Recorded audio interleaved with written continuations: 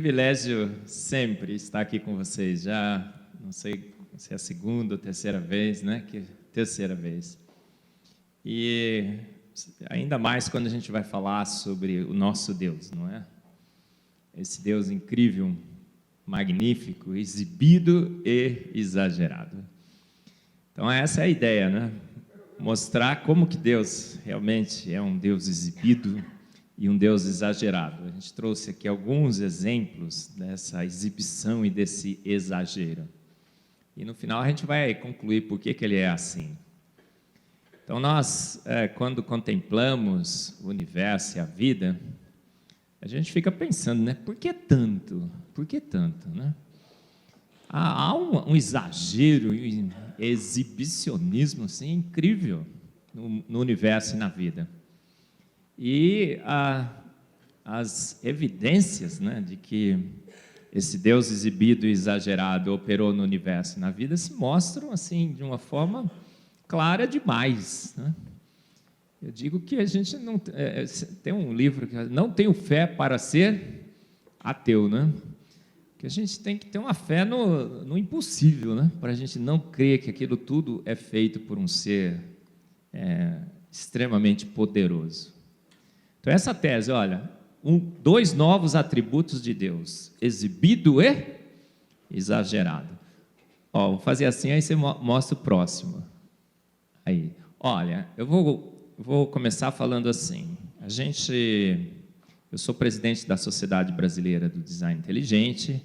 A gente tem um grupo muito grande no Brasil já, são 1.200 membros de várias áreas da ciência, química, física, biologia e tudo mais. E a gente tem defendido, né, a tese de que as evidências científicas nos apontam para que uma mente inteligente, uma ação inteligente, fez o universo e fez a vida. Mas será que a gente sabe quem seria a fonte dessa ação inteligente, essa mente inteligente? A nossa tese é que a ciência não sabe.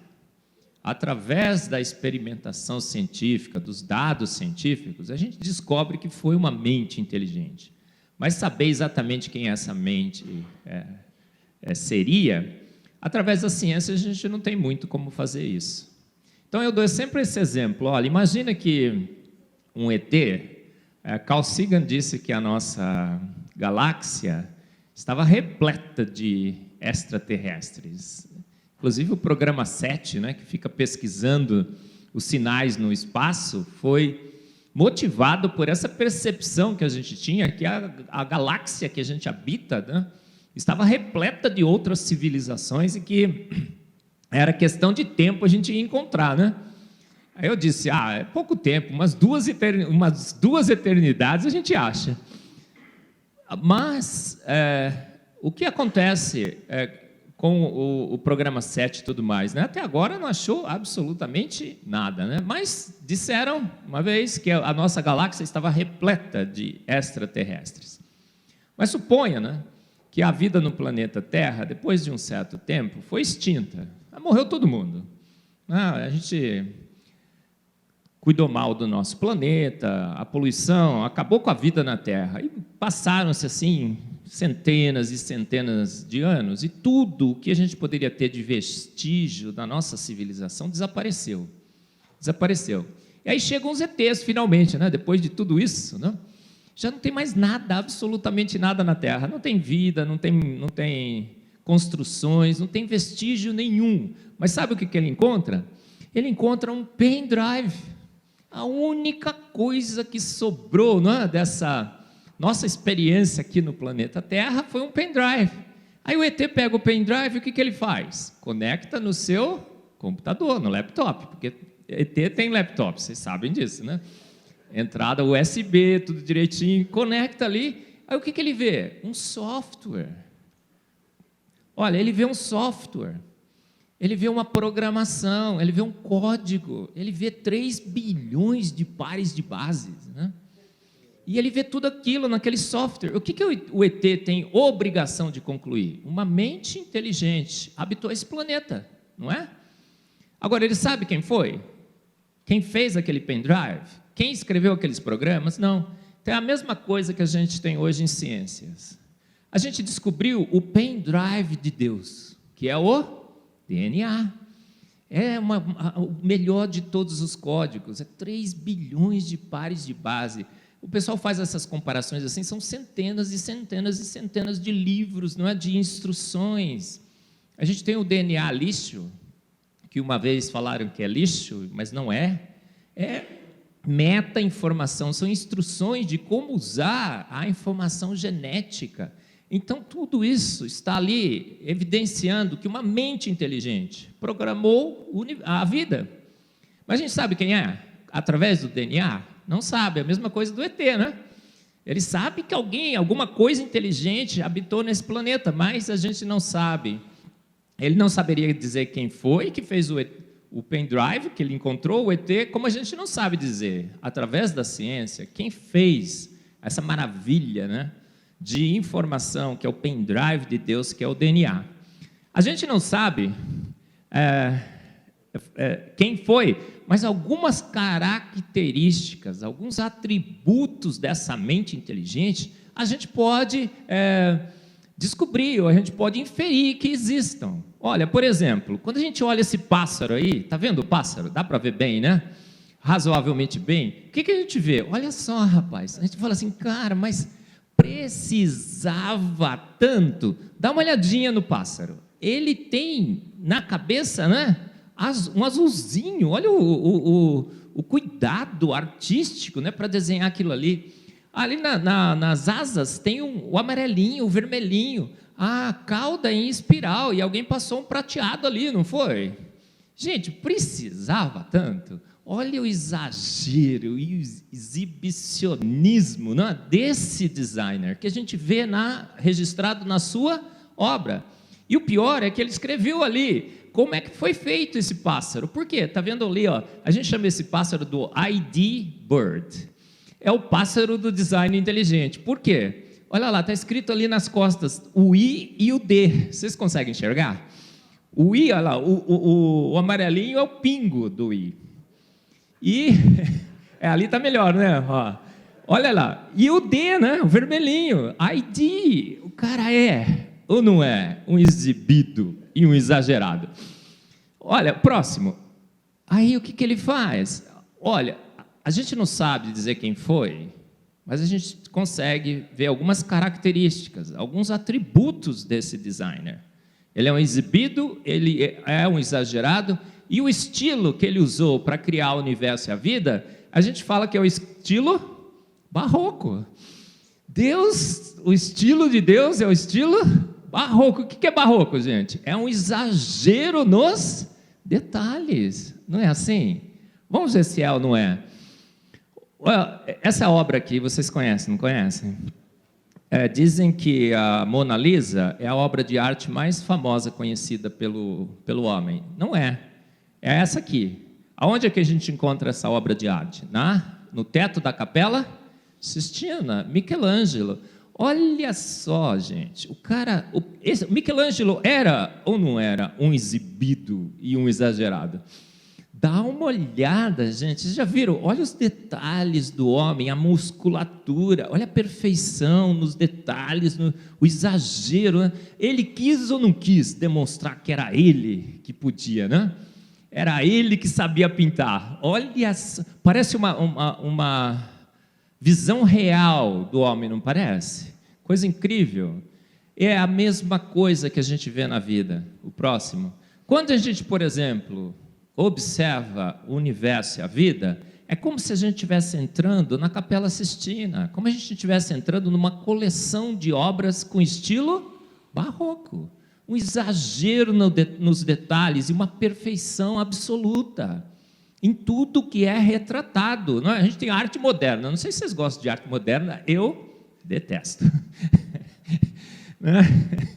Outro dia eu fui em Barcelona lá para ver o Miró, tinha uma sala imensa, todo mundo sentado assim, tinha um respingo de tinta na parede, e todo mundo falou, o que é isso, gente? Eu não sei, se você gosta, tudo bem, eu vou admitir que gosto não se discute, se lamenta, né? Eu gosto dos impressionistas, do estilo barroco. Por quê? Porque é ali que você sabe se o cara sabe ou não sabe pintar, não é? Olha o estilo, né? Agora, quando você olha o universo e a vida, o que a gente vê? Uma coleção imensa de obras de arte com estilo barroco, um exagero absoluto nos detalhes e na perfeição. Deus vai criar o universo, o que ele faz? Ele cria um universo imenso, gigantesco. Os ateus falam assim, é um exagero, não é? Se não tem vida em outro planeta, esse universo é um desperdício. Você já viu falando? Ateu fala que o universo imenso do jeito que ele é um desperdício. Mas será que é? Quando a gente observa o universo visível, ninguém sabe exatamente quantas estrelas nós temos no nosso universo, e nem quantas galáxias. Por quê? Porque talvez tenha partes do universo que a luz ainda não chegou aqui, de tão longe, mas o universo visível se calcula que ele tenha 100 bilhões de galáxias. E em cada galáxia, uma média de 100 bilhões de estrelas. Ele é ou não é um exagerado e um exibido? Precisava tanta galáxia? Precisava tanta estrela, Rafael? O que você acha? Hein, Fábio? 100 bilhões de galáxias e 100 bilhões de estrelas. Você olha assim e fala, cara, ele é ou não é exagerado e exibido? Mas por que precisou tanto? E o pior, que tem um versículo na Bíblia que você olha lá e fala assim, ele chama e conhece todas pelo seu nome. Ele é ou não é um exibido, exagerado? O que ele fala, cara? Tem 100 bilhões de bilhões e de bilhões e eu conheço todas pelo seu nome, chamo pelo seu nome. Às vezes a gente fica pensando assim, né? Será que Deus se preocupa comigo? Será que Deus conhece meu nome? Será que Deus sabe quem eu sou? Cara, ele conhece as estrelas do universo. São 100 bilhões de galáxias. Em cada galáxia tem 100 bilhões de estrelas. E o que ele falou? Conheço todas pelo seu nome. Então não fica preocupado, né? Conhecer 6 bilhões de pessoas é fichinha para Deus, não é? Agora, tem algumas explicações, mas por que Deus criou um universo tão imensamente imenso como o universo é? A gente sabe em ciências que nenhum efeito pode ser maior que a sua causa. Nenhum efeito pode ser maior do que a sua causa. E a gente lê na Bíblia que o universo foi criado para a glória de Deus. Então, quando a gente vê um universo imenso desse, o que a gente sabe? Deus é maior que tudo isso. Então, o que ele está querendo dizer com isso? Ele é um Deus imenso, um Deus extremamente poderoso. Então, ele criou esse universo para demonstrar o seu poder, para o louvor da sua glória. E a gente foi criado pequenininho, não foi? Então, quando a gente vê um universo imenso desse, a gente pequenininho desse jeito, a gente entende, né? Por que ele faz essas coisas grandes assim, não é? Próximo. Aí, rapaz, ele enche o seu universo de estrelas. Agora, não sei se você sabe, mas cada estrela, tipo de estrela, tem uma cor específica. Deus é ou não é? Um exibido e um exagerado com estilo barroco que gosta de colorir. Eu tenho as minhas filhas, né? Meus filhos, a Nina, tudo que ela vê assim, ela pega aqueles, vai no McDonald's, no Outback, ela pega aqueles desenhinhos, quero colorir, né? Deus também gosta de colorir, por quê? Olha as estrelas, está vendo ali? Cada estrela tem a sua cor.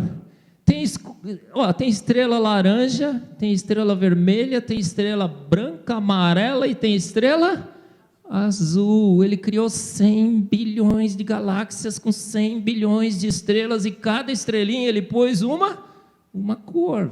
E essa cor quem enxerga? Quem enxerga? Está vendo num cantinho ali? Quem enxerga? Elas emitem no visível. Sabia que as estrelas emitem no visível? A faixa de radiação se chama visível. Por que se chama visível, Rafael? Porque é uma cor que nós enxergamos.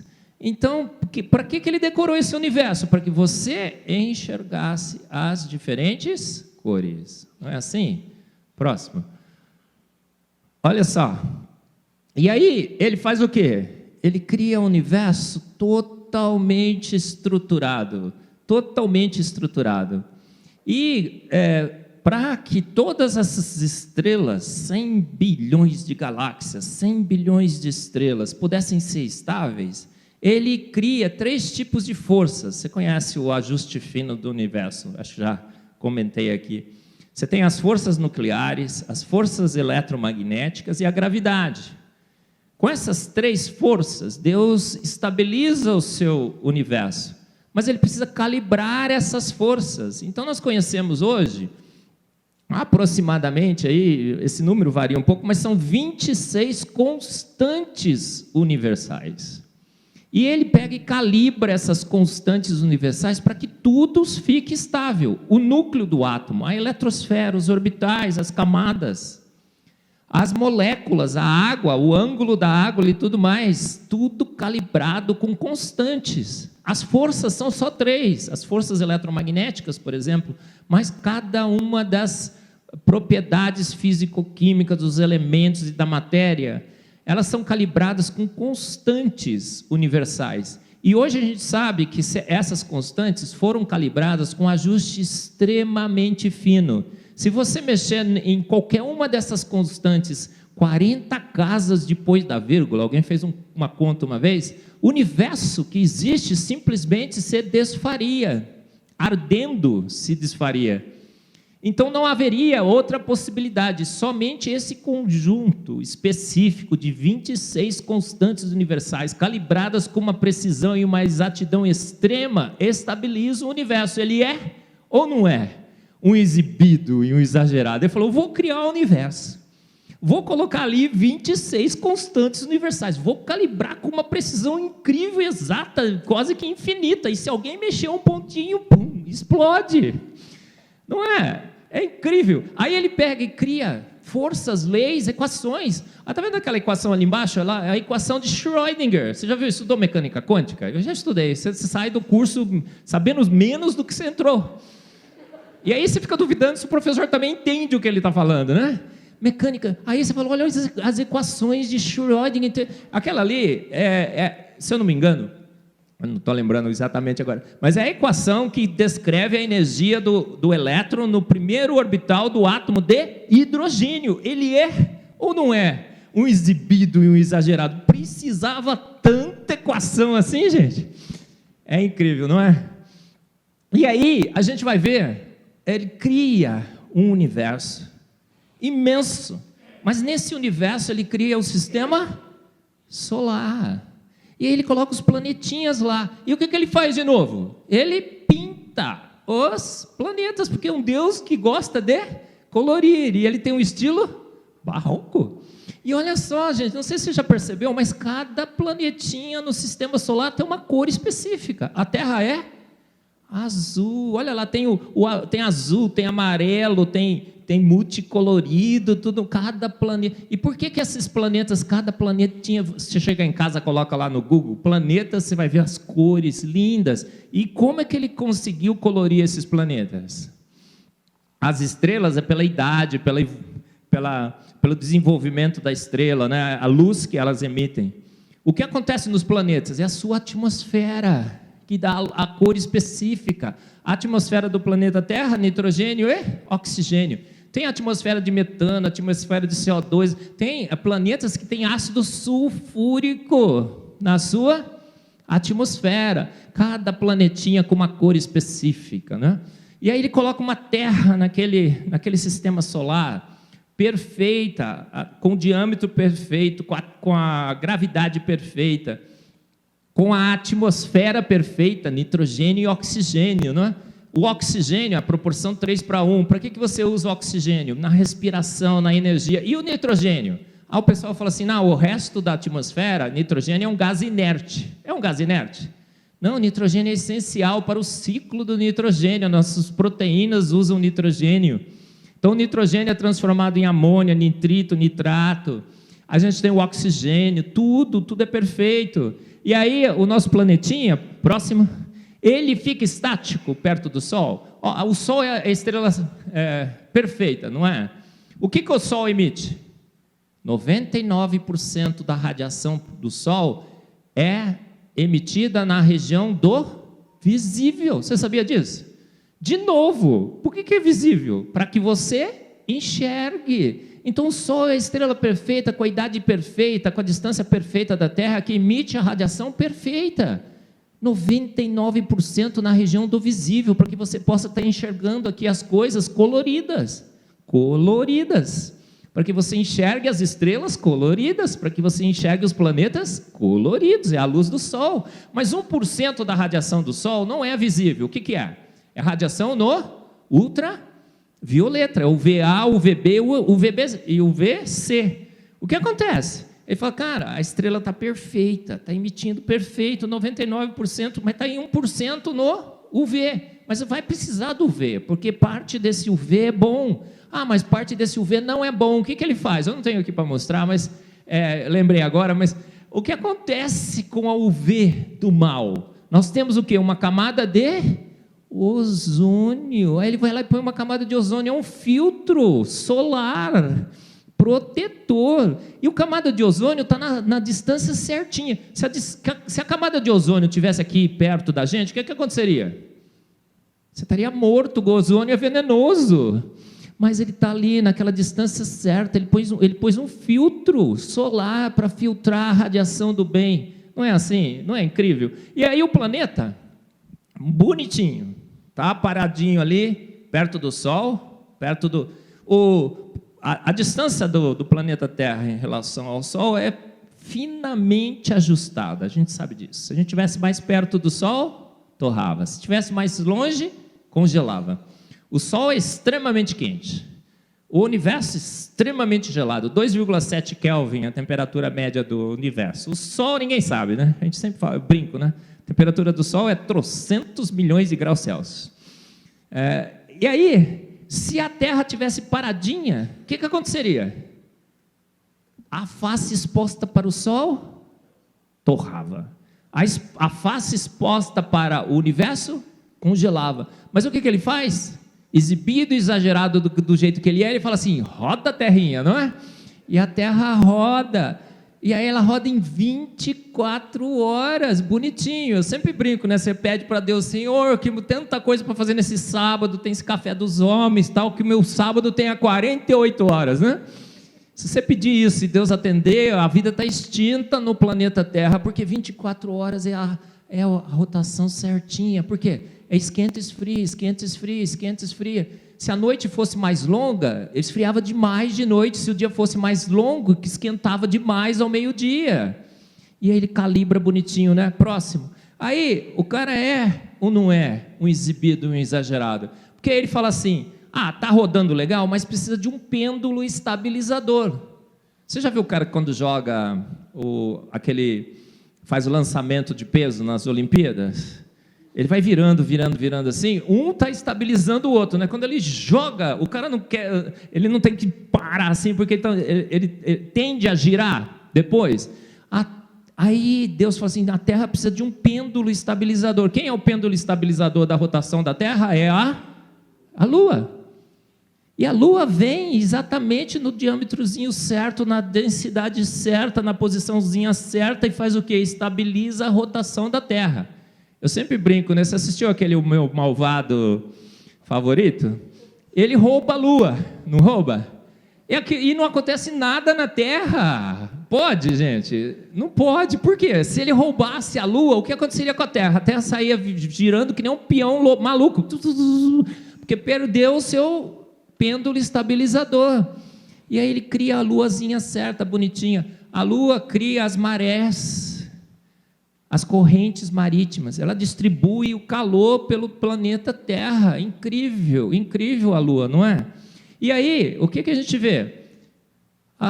O modelo naturalista diz o quê?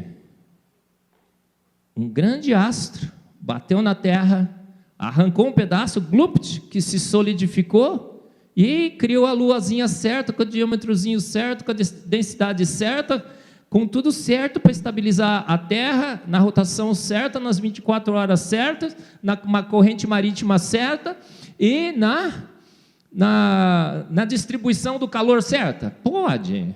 Eu não tenho fé para ser ateu. Próximo.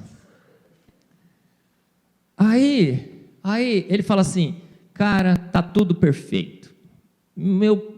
Aquele exibicionismo e naquele exagero de Deus, né? Criei um universo imenso, ninguém vai duvidar que eu sou grande, não é? Criei um universo todo colorido, todo decorado, coloquei a Terra na posição certa, no sistema solar certo, o Sol está maravilhoso, está emitindo no visível, está todo mundo enxergando colorido, está uma beleza, mas esse Sol é meio nervoso.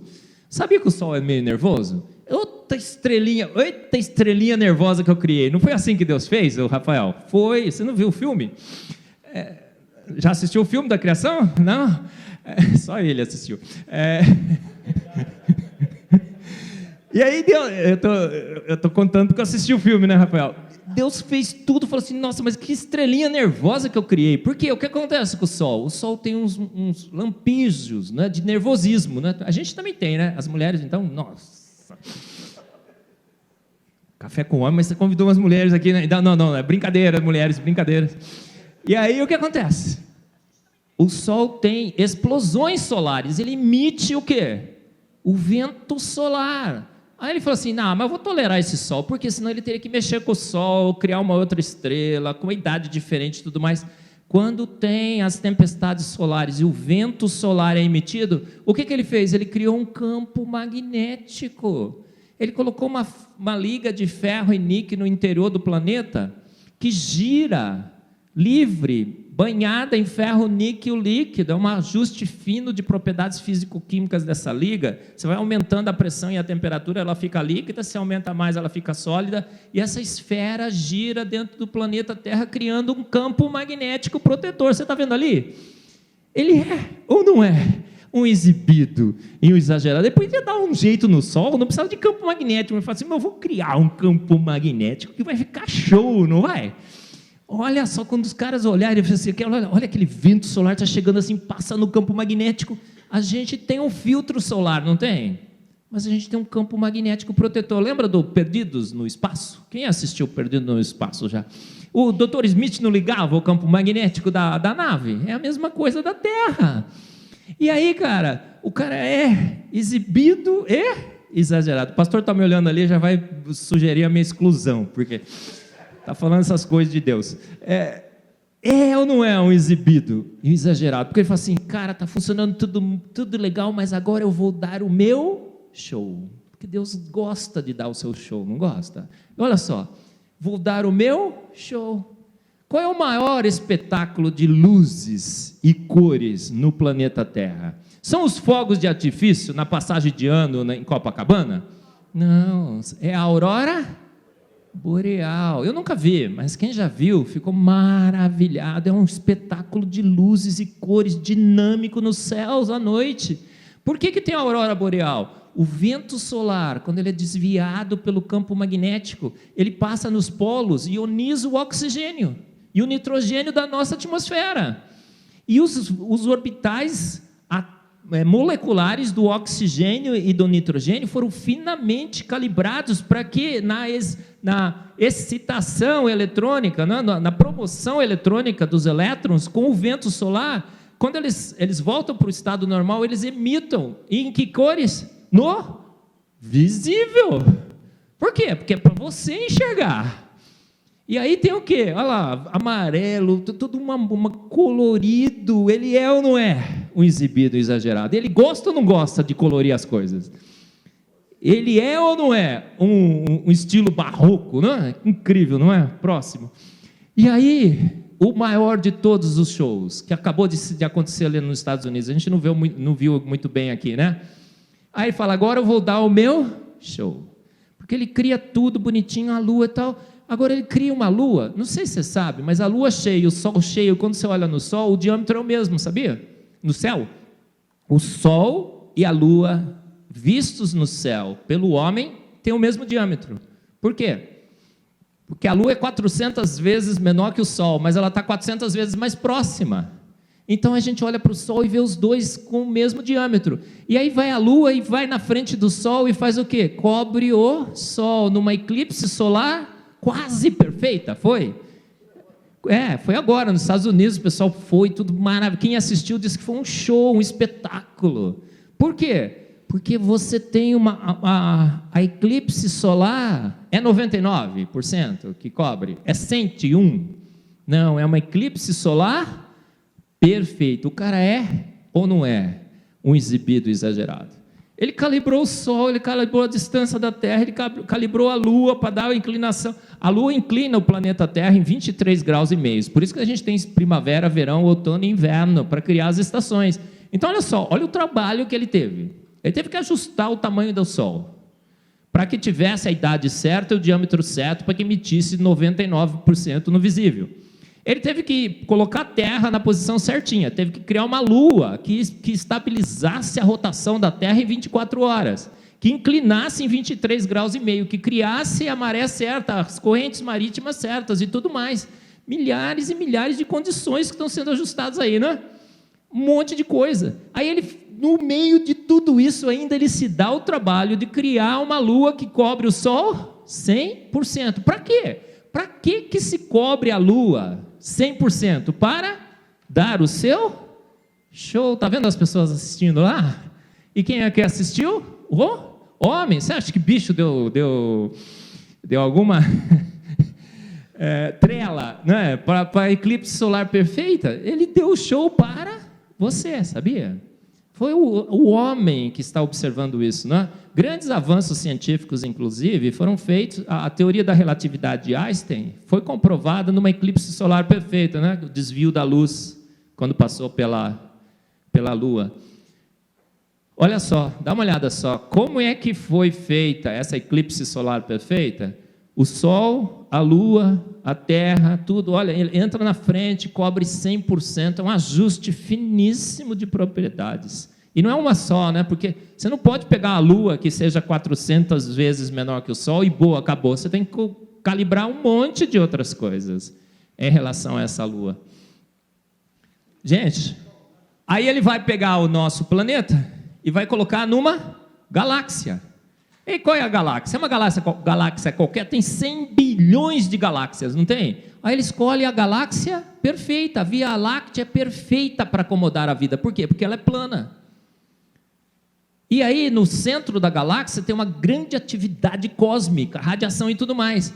Mas como ela é plana, os planetas que estão alinhados naquele plano protegem a Terra daquela radiação. Aonde a gente está? A gente está mais ou menos num desses braços aqui, mais afastado, bem bastante afastado do centro.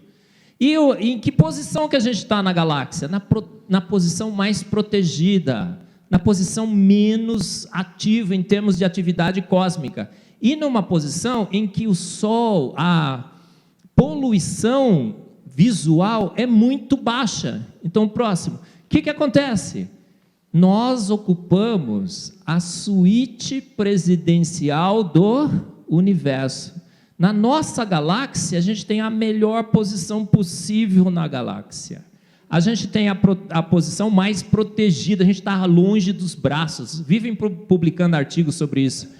Olha só, estamos numa região que se a gente tivesse mais aqui, os braços já teriam passado pelo planeta Terra e acabado com a vida e tudo mais. O planeta está na posição certinha, longe daqueles braços, né? Porque você recebeu um abraço dos braços da nossa galáxia, foi-se a vida. E a poluição visual é muito baixa. Então, quando você vai aqui em São Paulo não dá mais, né? Em Campinas também. A poluição visual foi a gente que criou, né? Mas você vai para o interiorzão, né? Não para Campinas, porque Campinas não é interior, né? Você sabe disso. Você vai para o interiorzão. O que é isso? Aí de noite você desliga todas as luzes, você olha para o céu, o que acontece? Você contempla toda aquela imensidão, aquela diversidade de estrelas e tudo mais, não é assim? Então nós estamos na suíte presidencial do universo porque a gente tem a melhor posição possível para contemplar o universo, Incrível, não é? Aí ele cria água. Agora eu vou criar uma água, um líquido que sustente a vida. Aí ele criou um liquidinho qualquer. Você sabe que a água é um líquido excepcional, único, maravilhoso, super legal, né? Tem um desenho, como é que ela chama? Que fala tudo super legal, super legal.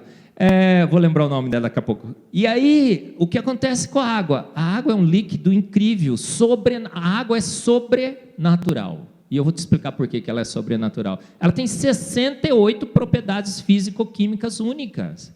Ela é um líquido, ela é um solvente universal, porque ela tem 4 fases que coexistem a 37 graus Celsius no seu máximo. Tem a fase fluida, tem a fase cristalina, tem a fase do vácuo e tem uma outra fase que eu não lembro o nome agora, são 4, que coexistem a 37 graus e dissolve tudo, polar, apolar e tudo mais. A água tem N propriedades incríveis. E aí, o próximo, aí ele vai lá e faz o quê? Com aquelas mesmas constantes universais e mesmas forças que ele estabilizou o núcleo, estabilizou os átomos, estabilizou as galáxias, a lua, a rotação e tudo mais, ele estabiliza o ângulo da água, 104 graus e meio. Todos os cálculos em química mostram que se o ângulo da água fosse maior que 104 ou menor que 104, uns grauzinhos que fossem, o que aconteceria? A vida estaria extinta no planeta Terra, porque a água perderia suas propriedades físico-químicas únicas. Quem conhece química sabe das ligações de hidrogênio, pontes de hidrogênio. A água é a única que tem 2 hidrogênios e 2 pares de elétrons e pode fazer 2 ligações de hidrogênio em média por molécula. Entendeu, Rafael? Entendeu nada? A água é incrível, gente. Aí, próximo, olha só. E aí, Deus fala assim, nossa, essa água está fantástica. Olha, está geladinha, está bonita. Você vai Eu fui recentemente viajar num lugar aí a gente subiu num monte bem alto assim, e você olhava o rio, a coisa mais incrível, porque tinham diferentes tonalidades entre verde e azul, verde água, sabe aquelas cores de rio? Coisa incrível. Você vai no mar, né? Você vai no Bahamas, você já foi, né? Naquele cruzeiro, você olha assim, aquele verde azul, é uma coisa incrível, né? Ele criou tudo bonitinho, está maravilhosa, mas essa água está linda, colorida. A água é colorida, não é? Nos lagos e nos rios e nos mares ela adquire cores incríveis. É um cara que gosta de colorir. Mas ele fala assim, cara, mas tem um problema com essa água. Sabe o que é? Quando a temperatura do planeta chegar a 0 graus Celsius, o que vai acontecer? Vai formar gelo. E gelo é sólido, e sólido afunda. E vai congelar os mares e os lagos, a vida está extinta. O que Deus poderia ter feito? Vou mexer nas propriedades físico-químicas da água e vai congelar abaixo de 0 graus. Ele não poderia ter feito isso, Rafael? O que você acha? O Fábio, né? É Fábio, não? É o César. O Fábio é você, né, Fábio? Ô, Fábio, não podia ter feito isso, Fábio? Vou mexer. Não, mas o que ele faz? Ele é um exibido e um exagerado, não é? Ele fala assim, água, você vai violar uma lei física. Por isso que a água é sobrenatural. Sólido é mais pesado que líquido, não é? Mais denso. Não deveria. Todo sólido é mais denso que o seu líquido, não é? Mas a água, o que acontece com a água? É um sólido que é menos denso que o seu líquido. Só a água acontece isso, gente. Ele não viola ou não viola uma lei da física? A água é ou não é sobrenatural? E por que ele fez isso? Sempre brinco, né? O cara que toma uísque fica achando, né, Rafael? Acho que eu fiz uma brincadeira isso com você uma vez, né? Você fica achando que o gelo flutua no líquido só para decorar o seu uisquinho, né? Maravilhoso, o uisquinho com o gelinho, não é? Não fala nada, olha, ficou quieto. Que nem uma parede. O outro acha que o gelo flutua na água para afundar o Titanic. Deus fez para afundar o Titanic, não foi? Aí você... Ou para proteger os pinguins, porque eles ficam... Gente, mas por que... o lago esfria, chega a 4 graus Celsius, a água atinge o máximo de densidade, a água vai para o fundo do lago. Aí chega a 0 graus, forma gelo em cima do lago. O gelo flutua. O gelo é um isolante térmico. E aí o que ele faz? Ele forma uma garrafa térmica. O lago congelado é uma garrafa térmica com uma tampa de gelo. E aí o inverno rigoroso, menos 20, menos 30, menos 40, a garrafa térmica fica bonitinha lá, 4 graus Celsius, e o que acontece? O peixinho fica lá numa boa. O cara é ou não é? um exibido e um exagerado? Precisava fazer um negócio desse? Uma garrafa térmica para preservar o peixinho? E aí, o pior é que ele fala, agora eu vou dar o meu show. Por quê? Você anda em cima, você faz um buraco e pesca. Aí você faz o quê? Você esquia no gelo. Esquia no gelo. Você sabe por que você esquia no gelo? Você não deveria esquiar no gelo, porque você está esquiando sobre um sólido. O atrito deveria ser muito alto. Mas está vendo o patins ali, patinação no gelo? Quando você pega aquela lâmina e faz pressão sobre o gelo, o que acontece? O gelo funde e ele lubrifica a lâmina. Então, o patinador, quando ele está patinando, na realidade a lâmina está percorrendo a superfície do gelo, está exercendo pressão. Quando você exerce pressão sobre o gelo, ele funde. Então, é uma lubrificação automática do patinho. Ele pensou em você, porque você patina no gelo, né? Olha só, e aí, o que ele fez? Próximo. Ele é um exibido e um exagerado. Ele fala, agora eu vou dar o meu show, vou fazer nevar. Olha só. Gente, você já viu nevando alguma vez? Agora está nevando no Brasil, né? Não precisa nem mais sair. Mas é incrível. A primeira vez que eu vi neve, eu fiquei sentado assim e vendo por não sei quanto tempo, mas muitos e muitos minutos. Você fica assim, abismada, coisa incrível, maravilhosa. Isso aqui é um dia de uma nevasca muito forte lá no Kremlin, na Rússia. E aí o cara é um exibido exagerado. Por quê? Porque além de fazer nevar, ele faz o quê? Os cristais de neve, cada um tem uma forma diferente. E dizem que nenhum cristal tem uma forma igual ao outro. Eu não sei quem é que fica medindo isso. Né? Mas olha só as formas dos cristais de gelo, cada um diferente do outro. É ou não é, pastor? Estou perdoado? Ele é ou não é um exibido e um exagerado? Precisava tanto? Próximo, uma ampliação. Aí ele vai criar uma bactéria. E ele fala assim, essa bactéria precisa se locomover. Ele tem uma cauda. E aí ele fala assim, precisa de um motorzinho. Aí ele vai criar um motorzinho. Aí ele cria um motorzinho meia boca, tabajara, certo? Não, ele cria o flagelo bacteriano. Está vendo esse motor aí? É o que movimenta a cauda da bactéria. Você fala, uma bactéria? Não precisava tanto, né? O motorzinho assim já estava bom, não estava? Ele vai exagerar, mas o cara é um exibido e um exagerado. Por quê? Esse motor ali, o flagelo bacteriano, que movimenta, ele roda 100 mil rotações por minuto, 100 mil RPMs. A Ferrari roda no máximo a 8 mil, ele roda a 100 mil. Ele tem marcha, primeira e segunda. Ele quebra e se conserta no funcionamento, ele não faz pit stop, é o motor mais espetacular conhecido pelo homem, o flagelo bacteriano. E aí todas as partes que tem nesse motor, o homem copiou no seu motor. Tá vendo? Parece um motor feito pelo homem, não parece? Tem roldanas, pistão, tem O-rings e tudo mais. Aí, isso é plágio, gente, plágio.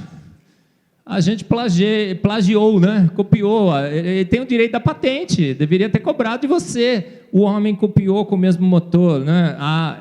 Por quê? Porque a gente foi feito a imagem e semelhança. A gente também é muito exibido e muito exagerado, não é? Próximo. Gente, aí ele vai criar um gato. Aí ele faz um gato e fala o quê? Cara, o gato tá maravilhoso, mas eu sei que vai ter uns pentelhos que vai jogar os gatos para cima. Quem já jogou o seu gato para cima? Levanta a mão. Confessa, irmão, olha ali, ó. Olha carinha de bonzinho, mano. Já jogou? Quem já jogou? Eu também. Eu tenho o Nicolas, né, meu filho, tem 5 anos, a gente tem um cachorrinho lá que é o Lobinho. Ele chegou, oi Lobinho, e pá, e dá um bicudo no cachorro, mano. Eu fico, o que tem, né? Moleque é assim, não é? Gosta de carinho e bicudo também. E aí você já jogou o gato para cima, não jogou? Quando você joga o gato para cima, o que acontece com o gato, gente? Todo gato quer jogado para cima, mas tem que jogar muito alto, hein? Você não joga abaixo, hein? Se você quiser fazer o teste, quando você chegar em casa, joga bem alto, bem alto. Ele faz o quê? Ele cai bonitinho, com as duas patas da frente, primeiro, e as duas patas, e vai embora numa boa. Gente, tem um GPS que foi instalado na cabeça do gato, e o cara é um exibido e um exagerado. É o melhor GPS conhecido nesse planeta. Quando você joga o seu gato para cima, faz o teste quando você chegar em casa, joga bem alto, bem alto. Em Nova York, fizeram uma pesquisa, gato que cai do quarto andar para baixo se machuca muito. Gato que cai do quinto andar para cima não se machuca muito, muito menos. Então você pode ir lá no 18º andar e pum, joga seu gato. Do quarto andar para baixo, não. Ele pega ele vem assim, ó, que nem um paraquedas, e vai embora. O que acontece com o gato? Você joga ele para cima, tem cristais no labirinto do gato. Bate no labirinto, transmite sinais para o cérebro do gato. Esse GPS localiza o gato tridimensionalmente no espaço. Mas não é assim, o gato está aqui, o rabo está aqui, a pata está aqui. É uma visão tridimensional completa do gato. E inconscientemente, porque o gato não está mais consciente, por isso que ele não fica bravo com você, depois que você joga, o cérebro recebe esses sinais e manda sinais elétricos para toda a musculatura do gato. Fala, você tem que se torcer assim. Aí o gato torce bonitinho e cai, vai embora. É um GPS incrível, fantástico, que o homem fica tentando copiar nos seus jatos, não é? Mas o melhor GPS tridimensional do mundo está nos gatos. Por quê? Porque ele é um exibido e exagerado. Ele sabia que você também era um pentelho, né? Ia jogar o gato. O Bolt um cara fantástico, né? Ele perdeu a última, né? Mas ele corria como ninguém, não é? Próximo. Aí, o que Deus vai fazer? Cara, eu preciso na minha célula, ela está funcionando fantástica, está maravilhosa e tudo mais, mas eu preciso distribuir organelas e nutrientes, eu preciso de robôs nanomoleculares. Você sabia que tem robôs nanomoleculares dentro das suas células? Chamam-se kinesinas. Eles têm braços e têm pernas, e eles andam. E aí, quando Deus vai fazer um negócio que anda, o que ele faz? O exibido exagerado que ele é o bicho que mais corre nesse planeta. Olha só, dá o próximo, tá vendo o robozinho, né? Comparado com o Bolt, se você faz proporcionalmente, esse bicho roda, esses robozinhos rodam a 1000 km por hora. Eles correm numa velocidade incrível dentro das suas células. Proporcional ao Bolt, 1000 km por hora. Próximo. Aí Deus vai falar assim, nossa, maravilha, vai criar um inseto, o Issus. Está vendo ele ali? Fala, cara, o inseto está maravilhoso e tudo mais, mas esse bichinho vai ficar muito disponível para os predadores. O que ele faz então? Olha, ele precisa dar saltos. Aí fala assim, preciso dar saltos? Então, a melhor coisa para dar saltos? Usa um sistema de catapulta, né, com engrenagens. E aí ele cria uma engrenagem, olha ali do lado, está vendo a microscopia da engrenagem? Esse Issus, ele pula até 2, 3 metros de altura. Em relação ao João do pulo, olha lá, ele daria pulos de 300 metros, proporcional ao João do pulo. Olha o João do pulo, né? Ficaria 300 metros. E ele usa o quê? Um sistema de 2 engrenagens, que fica assim, travada quando ele precisa e impulsiona, catapulta, né, que chama isso, o efeito. A engrenagem do Issus usa o material mais duro conhecido pelo homem para uma engrenagem. Você fala, nossa, aço inox, tudo. É o polímero bioorgânico que está... O negócio é duro que nem diamante, né? E aí os dentes se encaixam perfeitamente. E são dentes tridimensionais? Não. Triangulares? Não. São dentes assimétricos. Não sei se tem um engenheiro mecânico aqui. A engrenagem é símbolo da engenharia mecânica. E os dentes, os melhores dentes em engrenagem são dentes assimétricos, que dão o melhor torque e que protegem mais. Então é a melhor engrenagem possível do maior... Está no quê? Num insetinho. Para que ele... pule, ele é ou não é um exibido e um exagerado? Eu fico imaginando um processo de evolução darwiniana formando uma engrenagem dessa. Tem gente que crê que a evolução ela deve lenta, gradual e sucessivamente formou um bicho desse. É fé, no impossível. Por quê? O bicho, eu chamo a evolução sofreria de um efeito terrível, que é o efeito Crack-Nhek. Conhece? A evolução estaria tentando formar uma engrenagem, porque o bicho precisa de uma engrenagem para escapar dos predadores. A evolução diz assim, as coisas surgem quando a necessidade surge, entendeu? Você precisa de um carro, bum, o carro surge. Você precisa de um avião, bum, o avião surge. Você precisa de asas, a asa surge, entendeu? E por que surgiu? Porque você precisa de crack. E o predador vem e nhec. Entendeu? O efeito crack-nhec, que refuta a evolução de voo, é o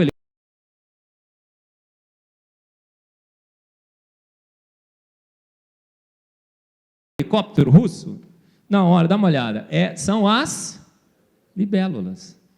Cara, a libélula tem 2 pares de asa que ela mexe sincronizadamente, mas independentemente. Então ela pode bater esse par de um jeito ou o par de outro. Isso faz o quê? Que ela tenha a possibilidade de fazer qualquer tipo de acrobacia aérea. A libélula plana, ela faz assim, ela voa de ponta cabeça, ela faz uma elipse, ela faz o que ela quiser. E ela tem um olho que enxerga 360 graus. Você vai no registro fóssil, é libélula, libélula, libélula, libélula, libélula, e puf, ela desaparece. As libélulas antigamente tinham até quase 1 metro de comprimento, elas só estão diminuindo no nosso planeta. E outro dia eu escutei um documentário na TV dizendo assim, sabe por que a evolução não mexeu com as libélulas? Porque a evolução fez as libélulas prontas. Não tenho fé para ser ateu, porque vou ter que crer que um processo não guiado fez uma maravilha dessa pronta. É uma maravilha. O cara precisava tanto, cara. 2 pares de asas, 360 graus o olho enxerga. É uma coisa incrível. A gente não consegue pegar a libélula, né? Próximo. O bichinho, só para vocês verem melhor. Tem uma ampliação aqui da engrenagem. Próximo. Olha só, gente. Dá uma olhada, a perfeição disso, né? Próximo. Se você vê um arpão, você fala, é uma mente inteligente que fez aquilo, não foi? Próximo. Cara, esse se chama caracol-cone. Ele pesca com arpão e ele tem linha. O caracol-cone faz o seguinte, atira um arpão, o arpão perfura o peixe. Dentro do arpão tem um coquetel de enzimas e peçonhas que diminui o metabolismo do peixe. Então o peixe é ferido e fica imobilizado. Ele puxa o arpão com a linha. Ele abre a boca e engole o bicho. Ele é ou não é um exibido exagerado? Precisava ter criado um bicho que pesca com arpão com linha? Próximo. Olha isso aqui. É uma mosca que tem as asas transparentes. E nas 4 asas das moscas tem tatuagens de formiga. Tatuadas na asa da mosca. E são 4 tatuagens idênticas e perfeitas. Tem o número certinho de perninhas das formigas, o abdômen, as asas, tudo. É uma formiga perfeita. Ele é ou não é exibido exagerado? Não precisava pôr as perninhas certas, né? Podia pôr umas 2 só, porque o predador também é meio bobinho, né? E aí ele mexe assim, a mosca mexe a asa, o predador fica achando que ela está cercada de formigas e vai embora. Então pensa numa evolução darwiniana tentando formar tatuagens de formiga, 4 nas asas, igualzinha, com o mesmo número de perninhas. Não tenho fé para ser ateu. O pavão. Pavão tem cor, gente? Eu sempre gosto do pavão, no final eu sempre falo dele. Por quê? Porque ele é incrível. O pavão não tem cores, gente. Isso é um jogo de ótica. É um jogo de ótica, sabia?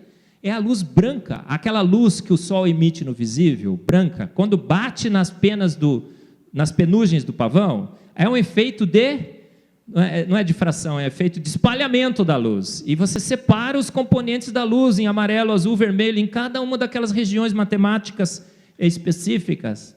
Você tem ali um efeito de ótica diferente, de espalhamento da luz branca. É um efeito de ótica, não tem corante, não tem pigmento. Você olha o pavão por trás, não tem cor. E para quem enxerga aquilo lá? O próximo. Disseram, o próximo. Disseram que a evolução falou que aquilo lá é uma evolução, é uma seleção sexual. Porque seleção natural não podia ser, né? Porque aquilo lá é um estorvo para o pavão. Você já viu? Aquela decoração toda lá. E aí falaram que a fêmea escolhe o pavão que tem uma cauda mais colorida. E quanto mais foi escolhendo, foi preservando a espécie, a cauda foi ficando cada vez mais colorida. E esse efeito de ótica foi aparecendo, entendeu? Aí fizeram uma pesquisa com as pavoas. Qual foi a conclusão? A pavoa não dá a mínima para a cauda de pavão. As mulheres sabem muito bem disso. Vocês não dão a mínima para apavoado, dá? Você procura o quê? O resultado da pesquisa é assim: a pavoa não deu a mínima para a cauda do pavão. Ela escolheu o pavão que tinha o melhor acoustic signaling. Acoustic signaling em português é boa cantada. Por isso, homens, mulheres se ganham na cantada, no papo, não é assim? As mulheres que estão aqui me refutem, né? Por isso que tanto homem feio está casado com mulher bonita. É no papo. A pavoa é a mesma coisa, gente. É a mesma coisa. Gente, e aí, o naturalismo diz o quê? Que uma grande explosão criou tudo isso. O nada pegou o nada, para nada, por nada, e fez o tudo. Um tudo com estilo barroco, colorido, exagerado e exibido. O Pondé disse o seguinte: quem não crê em Deus, crê no monte de bobagens. Quem não crê em Deus, crê no monte de bobagens. Crer em Deus, eu costumo dizer, é facinho, facinho, facinho, facinho. Basta abrir os olhos, ver o colorido, ver o exibido e o exagerado que está por aí.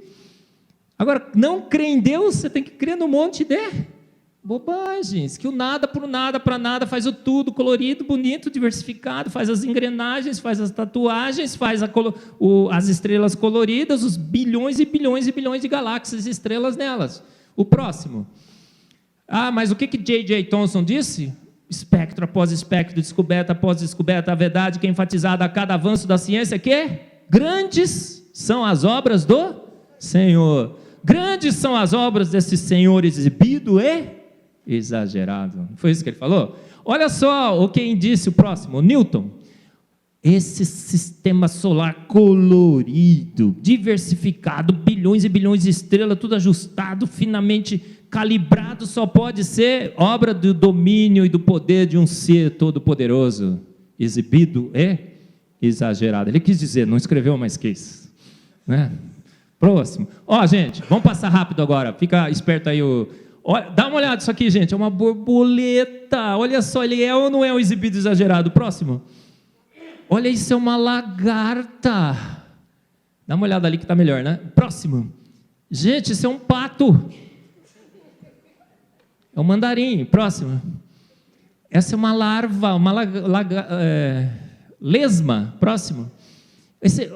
Eu costumo dizer assim, que, cara, tem dia que Deus acorda e fala, hoje eu estou irado. Não vou criar só aquelas coisas bonitinhas, não. Vou criar um negócio, né? Até no feio ele se supera, não é? Até no feio ele é exibido, exagerado. Precisava ser tão feio assim, gente. Próximo. Olha lá, cara, ele coloca uma luzinha na frente, né? Para pegar o peixe. Cara, para com isso. Próximo. Essa lagosta, ela a gente chama de Mike Tyson. Se ela der uma pancada no aquário, ela quebra o vidro do aquário. É o soco mais forte conhecido no planeta. É de uma lagosta. Próximo. Esse tubarão já foi extinto, mas ele tinha o que nos dentes? Era uma serra. Olha lá. Tem vestígio no registro fóssil. Próximo. Olha esse bichinho, conhece? Os tardígrafos. Você pode pôr em nitrogênio líquido em água fervente, lançar ele no espaço, ele resistiu ao frio do espaço, ao vento solar, e ele se reproduziu no espaço. É um bichinho milimétrico que você não consegue enxergar. Olha, ele se reproduziu no espaço. Você entendeu o que aconteceu por lá? No espaço sideral. Olha o bichinho, é exibido, exagerado, porque quando ele vai criar um super-homem, nem kryptonita mata esse bicho aí. Próximo. Esses aqui são os... Eu terminei agora, viu, Rafael? Olha só, gente. Tem besouro preto, não tem? Tem besouro preto. E eles se dão super bem, não estão? Mas tem mais de 1 milhão de besouros com diferentes colorações e estilos artísticos. Diz que Deus tem uma queda por besouros. Não sei porque ele ficou apaixonado. Falou, Aí, escolhe o mais bonito, dá uma olhada. Olha lá. Escolhe o mais bonito, você consegue? Por que você não consegue escolher o mais bonito? Porque sempre o próximo você troca, não é? Então, qual é a conclusão? Todos são excelentemente ou super belos. Todos são belos nos seus estilos. Então, não dá para escolher o mais bonito, porque são todos extremamente belos, igualmente belos dentro dos seus estilos, não é? Olha só, incrível, não é? Próxima. Gente, eu sou presidente da Sociedade Brasileira do Design Inteligente, já falei para vocês. Se você quiser se unir a nós, www.tdibrasil.com. Próximo. Olha, a gente teve recentemente no Mackenzie, na Universidade Mackenzie, o lançamento do Discovery Mackenzie. Eu estou me mudando para lá assim que for possível. E a gente vai coordenar um centro ali de estudos de fé, ciência e sociedade. Vai ser fantástico. A gente teve o lançamento do centro recentemente. Olha, o próximo veio o Michael Behe, o Douglas X, que lançaram livros famosíssimos no mundo todo. Próximo, algumas fotos do evento. Olha lá, o Nicodemos estava lá, Benedito, Davi, foi uma festa. Um monte de gente, a gente deu curso e tudo mais. Próximo. Saímos na reportagem no Domingo Espetacular. Foi visto por hoje a gente estima, mais de 15 milhões de pessoas já assistiram esse programa, teve debates, um monte de coisa. Próximo. Esse é meu livro, Fomos Planejados, você encontra na internet. Próximo. É isso aí. Olha, a gente tem um DVD, é o mesmo que eu trouxe da outra vez, então se você já comprou, é o mesmo. Mas se você não tem ainda, tem 5 palestras aqui, é R$20, a gente não tem lucro com isso, tá? Prejuízo só. Brincadeira, não tem prejuízo. Porque é para a obra. Se você quiser levar, a gente está ali na porta, são R$20, e leva para o seu ateu predileto e tudo mais, tá bom? São 5 palestras, são 4 horas de palestras. A gente tem que estar pronto para dar a razão da nossa fé, não é? E a gente tem vários argumentos aqui para complementar a palestra de hoje, tá bom? Olha, agora, Deus, o homem necessita dessa hipótese. A gente falou que Deus é exibido e exagerado, não foi? Mas por que ele é exibido e exagerado? Por quê? É isso que a gente tem que explicar, né? A culpa é tua, sabia? Tua, e minha também. Porque a gente tem uma fé do tamanho de um grão de... Hein, Fábio? Um grão de... Verdade isso? Mentira, é menor. Isso mesmo, Fábio. A Bíblia diz que a nossa fé é do tamanho de um grão de mostarda. Não, é menor que um grão de mostarda. Se a gente tivesse uma fé do tamanho de um grão de mostarda, a gente falava para o monte, passa, ele... Né? Então, a tua fé é pequenininha. Então, Deus quer te atolar e afogar em evidências. Por isso que ele é exibido e exagerado. Porque ele quer que você creia nele. Né? Perguntava para Jesus, por que você faz milagres? Para que creiam. Para que creiam. Então, a gente tem uma fé racional, uma fé baseada em argumentos. Eu digo que eu não creio em Deus. Eu não creio em Deus. Deus, para mim, é óbvio demais. Eu não vou gastar minha fé nele. Eu creio que Deus vai voltar, que Cristo ressuscitou, mas que Deus existe, né? As evidências são avassaladoras, porque Ele exibiu-se, Ele se exagerou por você, para que você creia nele. Então, a esse Deus exibido e exagerado, todo o nosso louvor, a nossa honra e a nossa glória, hoje, ontem e eternamente. Amém, amém. Muito obrigado, irmãos.